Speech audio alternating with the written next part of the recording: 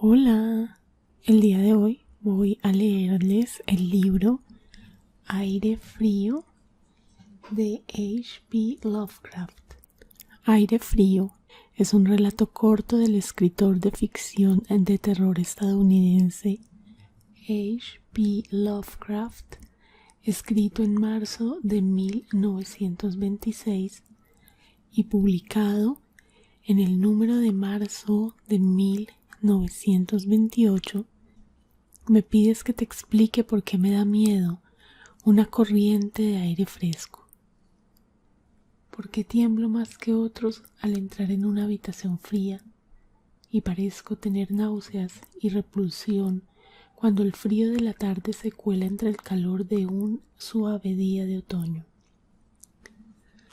Hay quienes dicen que respondo al frío como otros responden a un mal olor, y yo soy el último en negar esa impresión. Lo que voy a hacer es relatar la circunstancia más horrible con la que me he encontrado y dejar que ustedes juzguen si esto constituye o no una explicación adecuada de mi peculiaridad. Es un error creer que el horror está asociado con la oscuridad, el silencio y la soledad. Yo lo encontré en el resplandor de la media tarde, en el estruendo de una metrópolis y en el bullicio de una pensión cutre y vulgar, con una casera prosaica y dos hombres robustos a mi lado. En la primavera de 1923 había conseguido un triste y poco rentable trabajo en una revista de la ciudad de Nueva York, y como no podía pagar un alquiler sustancial, empecé a ir de pensión barata a otra en busca de una habitación que reuniera las cualidades de una limpieza decente, un mobiliario aceptable y un precio muy razonable. Pronto me di cuenta de que solo podía elegir entre varios males, pero al cabo de un tiempo di con una casa en la calle 14 Oeste que me disgustó mucho menos que las otras que había probado. Se trataba de una mansión de 4 pisos de piedra rojiza que al parecer databa de finales de los años 40 y que estaba provista de una carpintería y un mármol cuyo esplendor manchado y mancillado denotaba un descenso de los altos niveles de opulencia de buen gusto. En las habitaciones, grandes y elevadas, y decoradas con papeles imposibles y cornisas de estuco ridículamente ornamentadas, persistía un deprimente moho y un indicio de oscura cocina. Pero los suelos estaban limpios, la ropa de cama era tolerantemente regular y el agua caliente no se enfriaba o se cerraba con demasiada frecuencia, de modo que llegué a considerarlo al menos un lugar soportable para hibernar hasta que uno pudiera volver a vivir de verdad. La casera, una mujer española, casi barbuda y perezosa, llamada Herrero, no me molestó con chismes ni con críticas a la luz eléctrica que se encendía tarde en mi habitación del tercer piso, y mis compañeros de piso eran tan silenciosos y poco comunicativos como uno podría desear, siendo la mayoría españoles un poco por encima del grado más tosco y crudo. Solo el estruendo de los coches en la calle de abajo resultaba una seria molestia. Llevaba allí unas 3 semanas cuando se produjo el primer incidente extraño. Una noche, a eso de las 8, oí una salpicadura en el suelo y me di cuenta de repente de que llevaba algún tiempo oliendo el penetrante olor del amoníaco. Al mirar a mi alrededor, vi que el techo estaba mojado y goteando. Al parecer, el remojo procedía de una esquina del lado que daba a la calle. Deseoso de atajar el problema en su origen, me apresuré a ir al sótano para decírselo a la propietaria, quien me aseguró que el problema se solucionaría rápidamente. El doctor Muñoz, gritó mientras subía corriendo delante de mí, ha hablado con los químicos. Es demasiado raro para ser médico. Siempre está mirando y mirando, pero no necesita ayuda de nadie. Es muy raro en su visión. Todo el día se baña en agua con olores agradables y no puede excitarse ni calentarse. Todo el trabajo de la casa lo hace él. Su pequeña habitación está llena de botellas y máquinas y no trabaja como médico. Pero fue grande una vez. Mi padre en Barcelona ha oído hablar de él y solo ahora se ha lesionado un brazo del fontanero de repente. Nunca sale, solo en el tejado, y mi hijo Esteban le da la comida y la ropa, y los medicamentos y los productos químicos. Dios mío, el sal amoníaco que usa ese hombre para mantenerlos frescos. La señora Herrero desapareció por la escalera del cuarto piso y yo volví a mi habitación. El amoníaco dejó de gotear y mientras limpiaba lo que se había derramado y abría la ventana para que entrara el aire, oí los pesados pasos de la casera por encima de mí.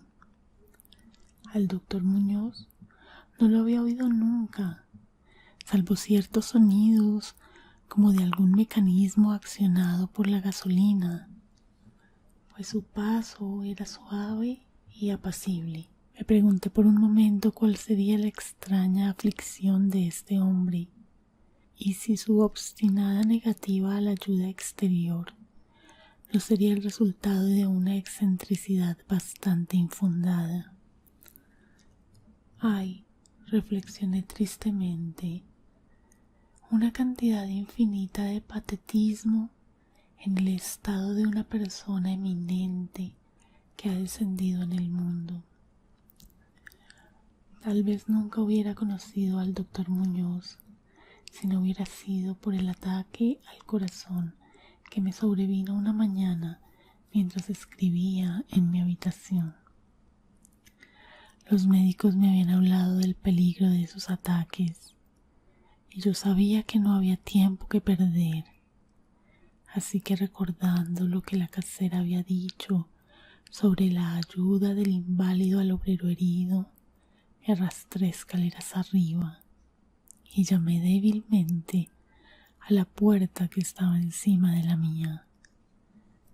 A mi llamada respondió un buen inglés con curiosa voz, a cierta distancia a la derecha, que me preguntó mi nombre y mi negocio. Y una vez indicadas estas cosas, se abrió la puerta contigua a la que yo había buscado. Una ráfaga de aire fresco me recibió, y aunque el día era uno de los más calurosos de finales de junio, me estremecí al cruzar el umbral de un gran apartamento, cuya rica y elegante decoración me sorprendió en este nido de escualidez y suciedad.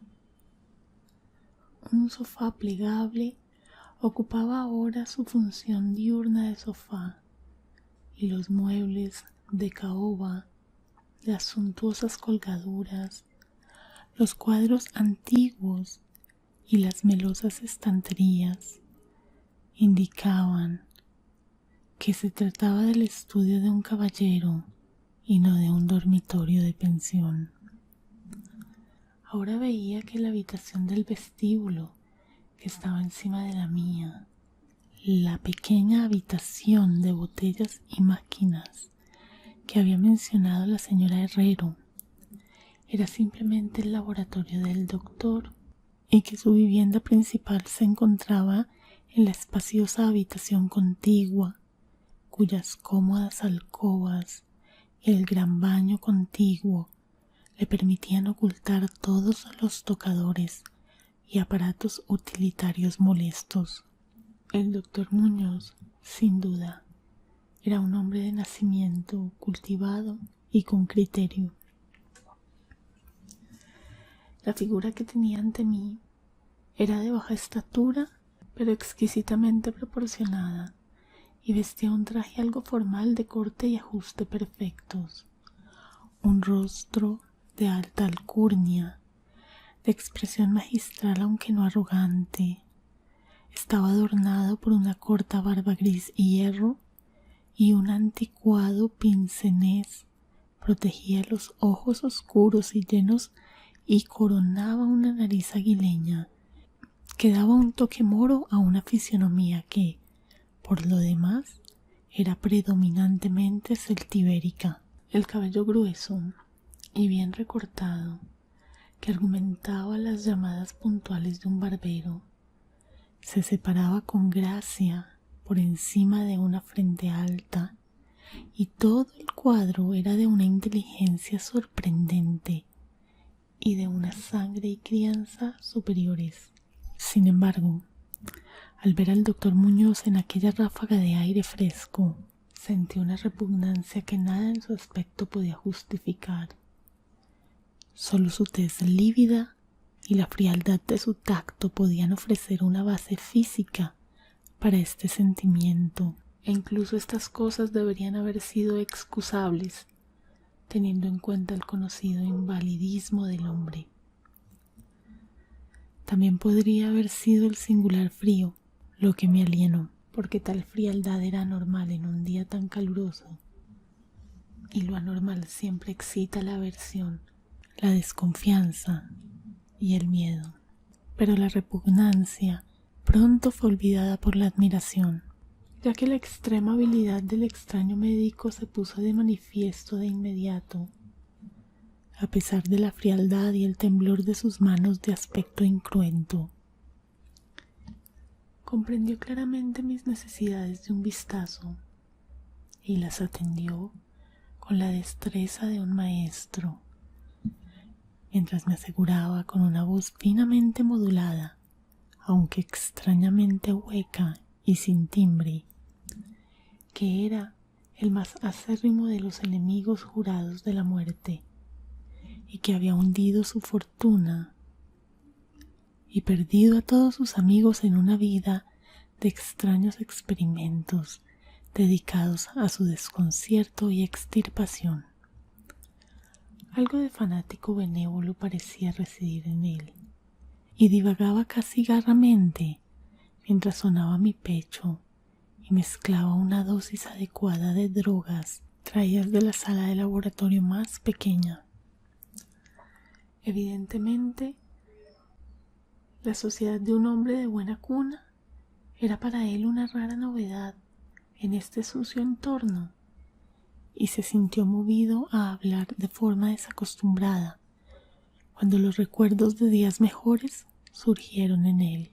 Su voz, si bien extraña, era al menos tranquilizadora, y ni siquiera pude percibir que respirara mientras las fluidas frases se desarrollaban urbanamente.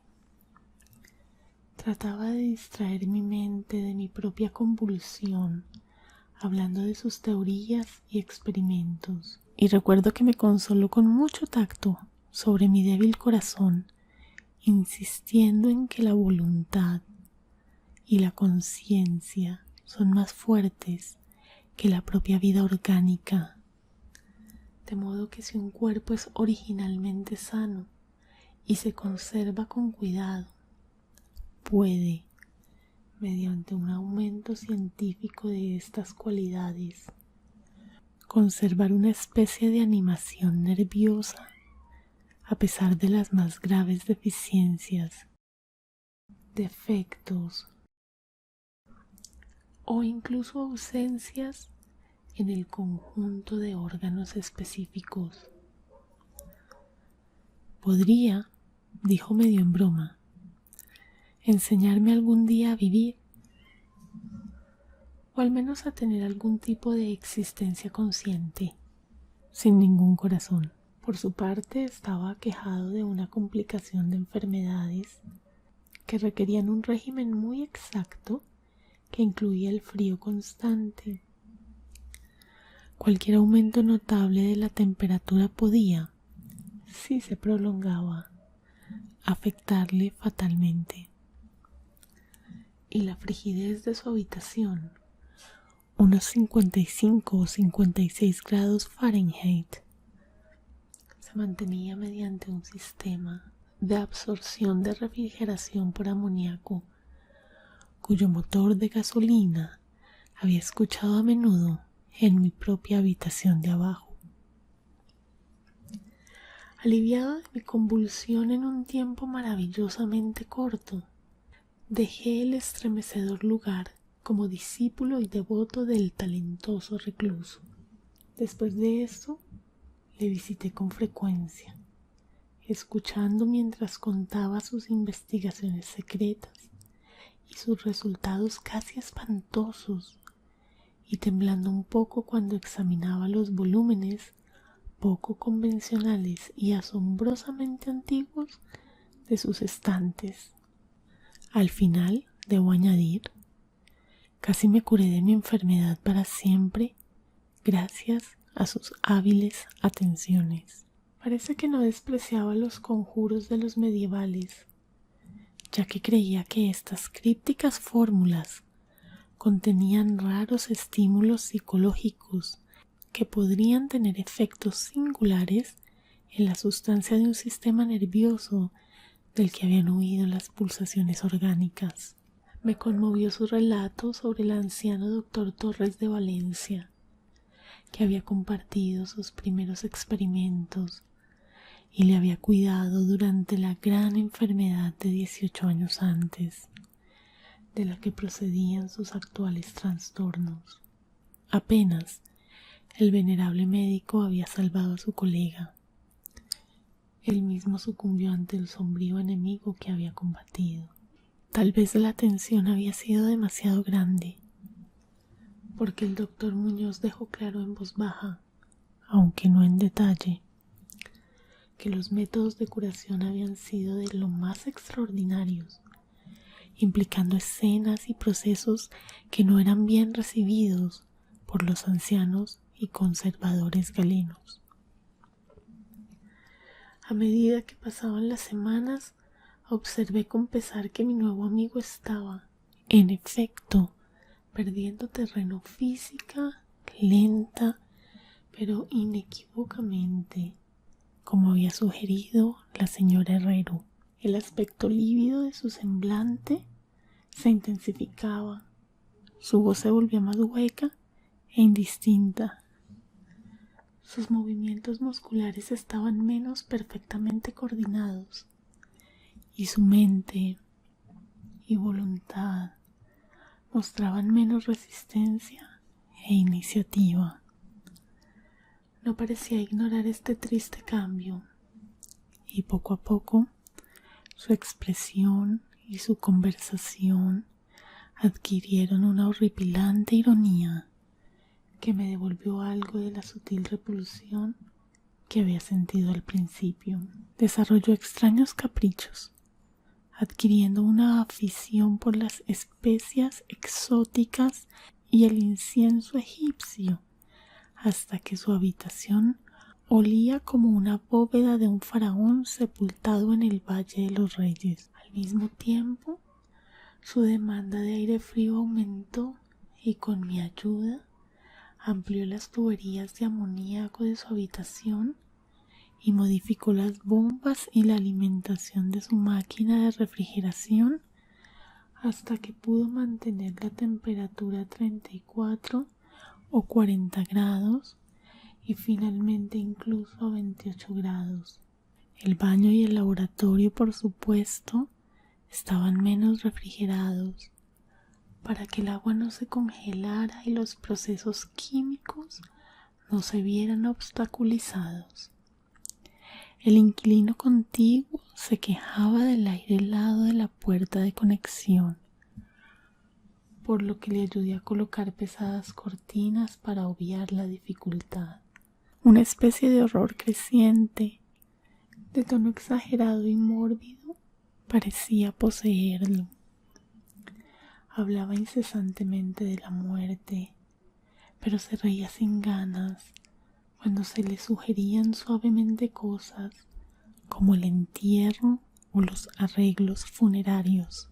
En conjunto, se convirtió en un compañero desconcertante y hasta espantoso. Sin embargo, en mi gratitud por su curación, no podía abandonarlo a los extraños que lo rodeaban, y tuve el cuidado de limpiar el polvo de su habitación y atender sus necesidades todos los días, envuelto en un pesado chaleco que compré especialmente para ese fin.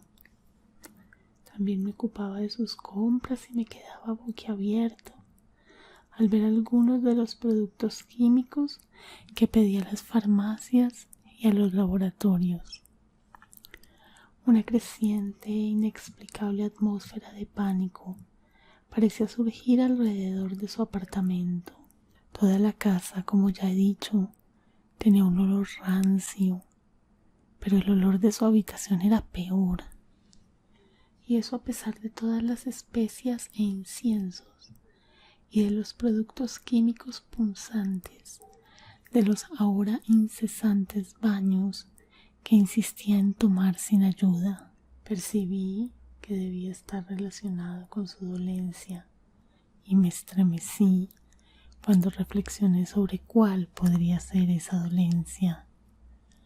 La señora Herrero se persignó al mirarlo y me lo entregó sin reservas. Ni siquiera dejó que su hijo Esteban siguiera haciendo recados. Cuando le sugería a otros médicos, el enfermo montaba en cólera tanto como parecía atreverse a entretener. Evidentemente, temía el efecto físico de la emoción violenta, pero su voluntad y su fuerza motriz crecían en lugar de disminuir y se negaba a ser confinado en su cama. La lasitud de sus primeros días de enfermedad dio paso a un retorno de su ardiente propósito, de modo que parecía estar a punto de lanzar un desafío al demonio de la muerte, incluso cuando ese antiguo enemigo se apoderaba de él. La pretensión de comer, siempre curiosamente como una formalidad con él, la abandonó virtualmente, y solo el poder mental parecía impedirle el colapso total. Adquirió el hábito de escribir largos documentos de algún tipo que sellaba cuidadosamente y llenaba con órdenes de que yo los transmitiera después de su muerte a ciertas personas a las que nombraba, en su mayoría indios orientales con letras, pero entre las que se encontraba un médico francés que en su día fue célebre y que ahora se creía muerto, y del que se habían susurrado las cosas más inconcebibles. Sucedió que quemé todos esos papeles sin entregarlos ni abrirlos. Su aspecto y su voz se volvieron totalmente espantosos y su presencia casi insoportable. Un día de septiembre, una inesperada visión suya provocó un ataque epiléptico a un hombre que había venido a reparar su lámpara eléctrica de escritorio. Un ataque que recetó eficazmente mientras se mantenía bien oculto. Aquel hombre, curiosamente, había pasado por los terrores de la Gran Guerra sin haber sufrido ningún susto tan profundo. Entonces, a mediados de octubre, el horror de los horrores llegó con una rapidez pasmosa. Una noche, a eso de las 11, se rompió la bomba de la máquina frigorífica. de modo que en 3 horas se hizo imposible el proceso de enfriamiento con amoníaco. El doctor Muñoz me llamó dando un golpe en el suelo y yo trabajé desesperadamente para reparar la avería, mientras mi anfitrión maldecía en un tono cuya opacidad sin vida y traqueteo superaba toda descripción. Mis esfuerzos de aficionado, sin embargo, resultaron inútiles, y cuando hice venir a un mecánico de un garaje vecino que funcionaba toda la noche, nos enteramos de que no se podía hacer nada hasta la mañana, cuando habría que conseguir un pistón nuevo. La rabia y el miedo del moribundo ermitaño, hinchándose hasta alcanzar proporciones grotescas, parecían capaces de destrozar lo que quedaba en su maltrecho físico, y una vez un espasmo le hizo llevarse las manos a los ojos y precipitarse al baño. Salió a tientas, con la cara fuertemente vendada, y no volví a ver sus ojos.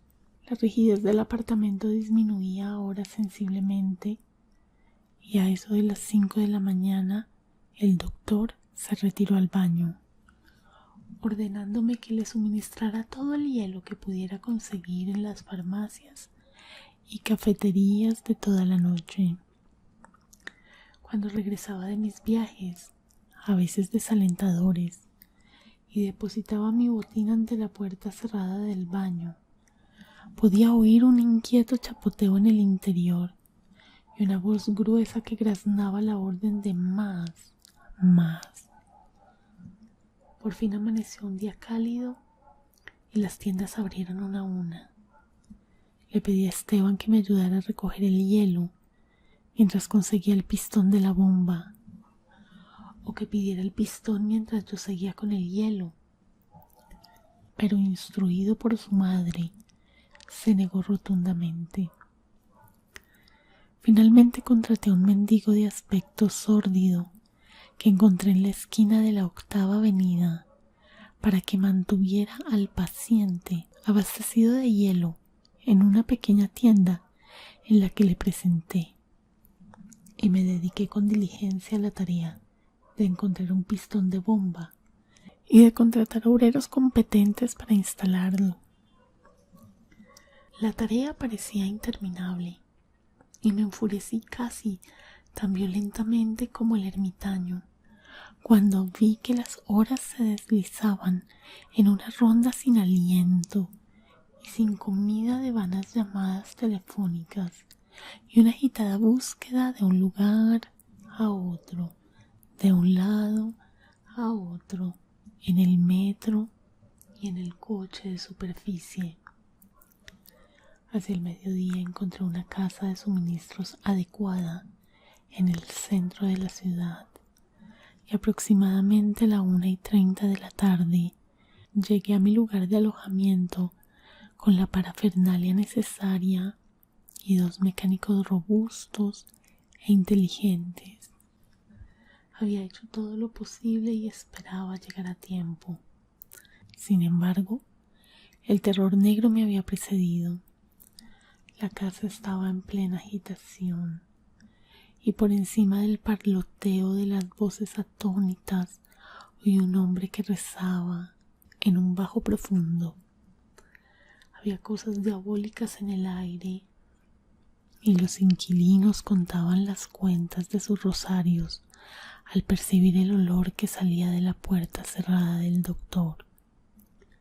El tumbador que había contratado, al parecer, había huido gritando y con los ojos enloquecidos, no mucho después de su segunda entrega de hielo, tal vez como resultado de una curiosidad excesiva. Por supuesto, no podía haber cerrado la puerta tras de sí. Sin embargo, ahora estaba cerrada, presumiblemente desde dentro. No se oía nada en el interior, salvo una especie de goteo lento y espeso. Consultando brevemente a la señora Herrero y a los obreros, a pesar de un miedo que me carcomía el alma, Aconsejé derribar la puerta, pero la dueña encontró la manera de girar la llave desde el exterior con algún dispositivo de alambre. Previamente habíamos abierto las puertas de todas las demás habitaciones de ese pasillo y tirado todas las ventanas hasta arriba. Ahora, con las narices protegidas por pañuelos, invadimos temblorosamente la maldita habitación sur, que resplandecía con el cálido sol de las primeras horas de la tarde. Una especie de rastro oscuro y viscoso conducía desde la puerta abierta del baño hasta la puerta del vestíbulo y de ahí al escritorio, donde se había acumulado un pequeño charco terrible. Allí había algo garabateado con lápiz, con una mano horrible y ciega, en un trozo de papel horriblemente manchado, como si lo hubieran hecho las mismas garras que trazaron las últimas palabras apresuradas. Entonces el rastro se dirigió al sofá y terminó de forma indecible. No puedo ni me atrevo a decir aquí lo que había o había en el sofá, pero esto es lo que descifré temblorosamente en el papel manchado de pegamento antes de sacar una cerilla y quemarlo. Lo que descifré aterrorizado, mientras la casera y dos mecánicos corrían frenéticamente desde aquel lugar infernal para balbucear sus incoherentes historias en la comisaría más cercana. Las nauseabundas palabras parecían casi increíbles bajo la luz amarilla del sol, con el estruendo de los coches y camiones que ascendían clamorosamente desde la abarrotada calle 14. Pero confieso que las creí entonces. Si las creo ahora, sinceramente, no lo sé. Hay cosas sobre las que es mejor no especular, y todo lo que puedo decir es que detesto el olor amoníaco y que me desmayo con una corriente de aire inusualmente fresco. El final, decía aquel ruidoso garabato, ha llegado. Se acabó el hielo. El hombre miró y salió corriendo. Cada vez hace más calor y los pañuelos no pueden durar. Me imagino que sabes lo que dije sobre la voluntad y los nervios y el cuerpo conservado después de que los órganos dejaran de funcionar. Era una buena teoría, pero no podía mantenerse indefinidamente. Había un deterioro gradual que no había previsto. El doctor Torres lo sabía, pero el shock lo mató. No pudo soportar lo que tuvo que hacer. Me tuvo que llevar a un lugar extraño y oscuro cuando se ocupó de mi carta y me cuidó. Y los órganos no volverían a funcionar. Tuvo que hacerse a mi manera. Preservación artificial, pues ya ves que morí aquella vez, hace 18 años. Mira, aquí termina esta lectura. Espero que hayan sentido ASMR. Si fue así, por favor denle me gusta al video y suscríbanse al canal antes de irse. Si no me están viendo en YouTube, por favor entren a la plataforma, busquen el canal y suscríbanse dando clic en el botón rojo y luego en la campana que ahí aparece. De esta forma no se van a perder de mis próximos videos. No olviden visitar la caja de descripción que está bajo este video si me están viendo en YouTube, en donde encontrarán los links a mis demás canales. Tengo 2 canales más de ASMR y 2 canales más relacionados con la lectura. También encontrarán mis cuentas de Instagram y mi correo electrónico. Y si quieren apoyar este canal de alguna forma económica, pueden invitarme a un café virtual. También el link lo encuentran en la caja de descripción. Si llegaron hasta este punto, por favor déjenme ese emoticón en los comentarios. Es de mucha ayuda para mí. Muchas gracias por haber visto este video y nos vemos en el próximo. Adiós.